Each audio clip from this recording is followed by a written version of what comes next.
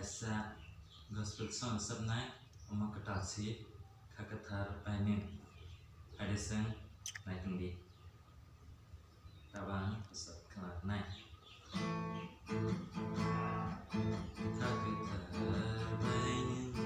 ya firma tongke manangin bekai tongi ambi ya kuar painin ya firma tongke manangin bekai tongi ambi oh takut sang